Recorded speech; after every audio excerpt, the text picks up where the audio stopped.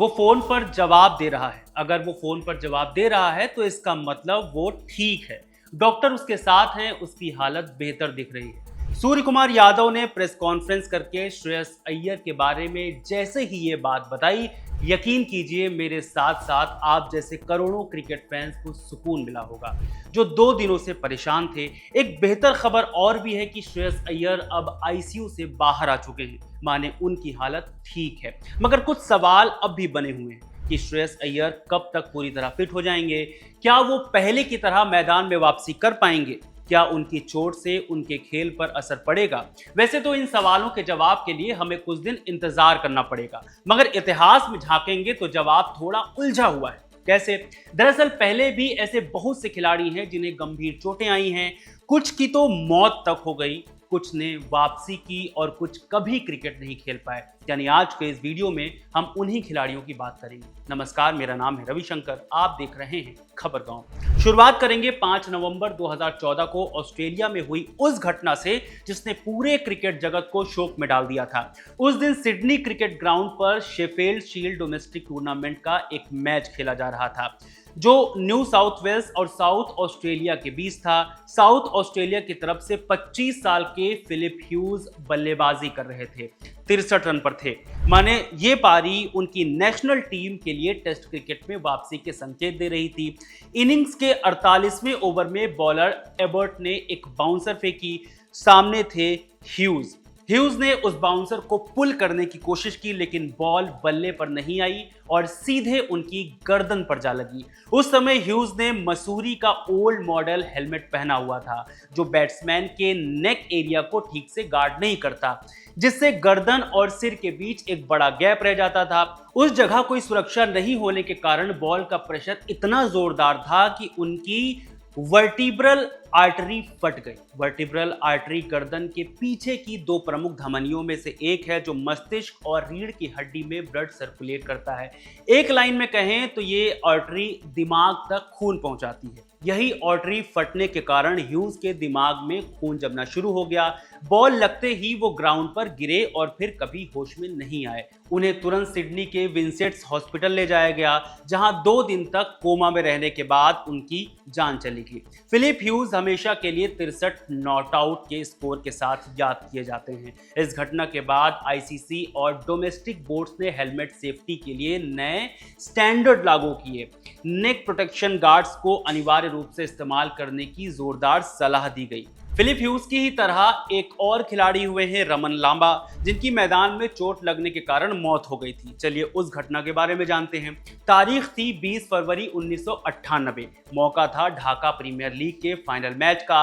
रमन लांबा अबहानी क्रीड़ा चर्क की तरफ से मोहम्मडन स्पोर्टिंग क्लब के खिलाफ फॉरवर्ड शॉर्ट लेग पर फील्डिंग कर रहे थे। उन्हें कुछ गेंदों पहले ही आउटफील्ड से शॉर्ट लेग पर बुलाया गया था। कप्तान खालिद मसूद ने उनसे पूछा कि क्या उन्हें हेलमेट चाहिए। लांबा ने मना कर दिया, ये कहते हुए कि सिर्फ 3 गेंद की ही तो बात है।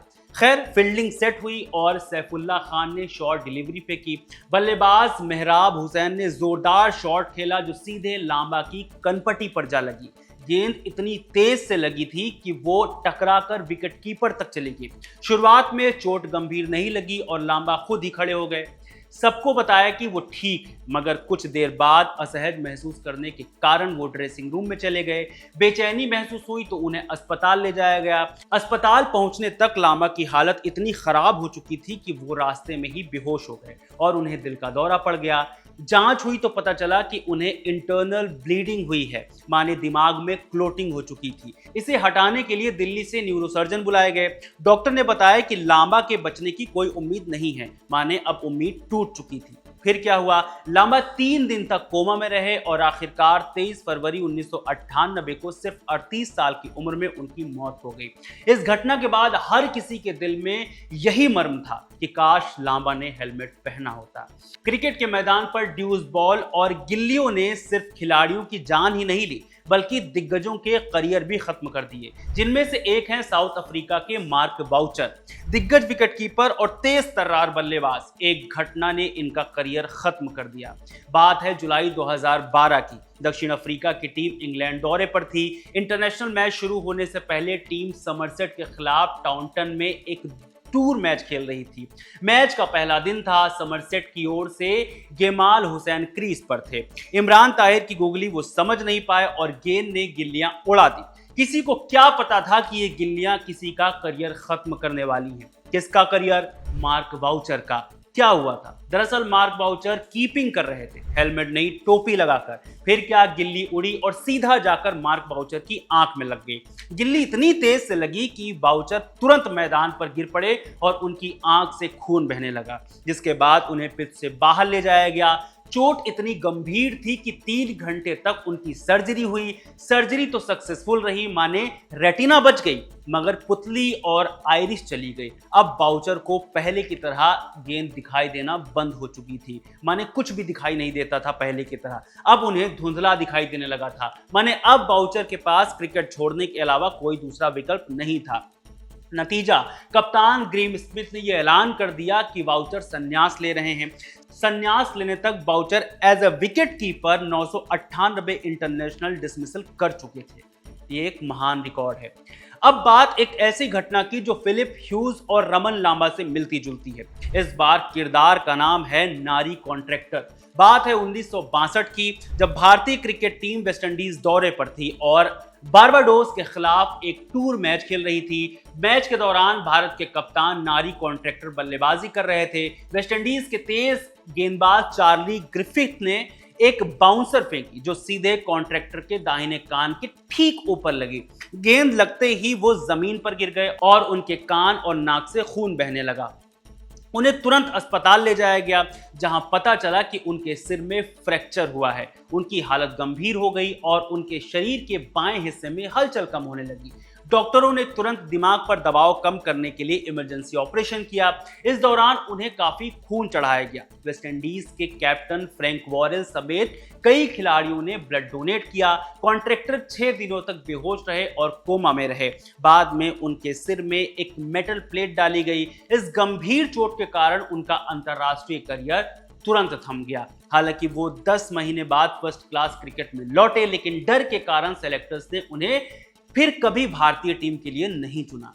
अब बात सबा करीम की, जिनका इंटरनेशनल करियर साल 2000 में खत्म हो गया, या यूं कहिए कि एक घटना ने खत्म कर दिया। दरअसल मई 2000 में जब सबा बांग्लादेश के खिलाफ एशिया कप मैच खेल रहे थे तो अनिल कुंबले की एक डिलीवरी बल्लेबाज के पैर से टकराकर सीधा सबा की दाहिनी आंख पर जा लगी। यह बिल्कुल एक फ्रीक इंसिडेंट था। इस घटना ने सबा की आंख को बहुत नुकसान पहुंचाया। उनके मैकुला में गंभीर चोट आई। मैकुला आंख में रेटिना का एक छोटा और जरूरी हिस्सा होता है। सबा को तुरंत सर्जरी करवानी पड़ी, मगर उनकी नजर धुंधली हो गई। उन्होंने कई महीने इलाज में लगाए, बहुत सारे डॉक्टरों से मिले और एक टेस्ट मैच भी खेलने की कोशिश की, लेकिन आंख की समस्या की वजह से उन्हें गेंद की स्पीड, डेप्थ और बॉल की लाइन समझने में बहुत मुश्किल हो रही थी। आखिरकार सबा 33 साल की उम्र में अपने क्रिकेटिंग करियर को छोड़ने के लिए मजबूर हो गए। इन नामों के अलावा ऐसे बहुत से खिलाड़ी हैं जिन्होंने क्रिकेट के मैदान पर चोट के कारण या तो जान गंवाई है या फिर अपने करियर से हाथ धो बैठे हैं। इन हादसों ने क्रिकेट जगत से सितारे तो छीने ही, साथ में फैंस को भी निराश किया। अब यही हालात एक बार फिर बन गए हैं जब श्रेयस अय्यर को चोट लगी है। कहा तो जा रहा है कि अय्यर ठीक हैं, लेकिन फैंस का डर अब भी बरकरार है। अय्यर के लिए आप क्या संदेश देना चाहते हैं? कमेंट करके खबरगांव के जरिए बता सकते हैं। बहुत शुक्रिया।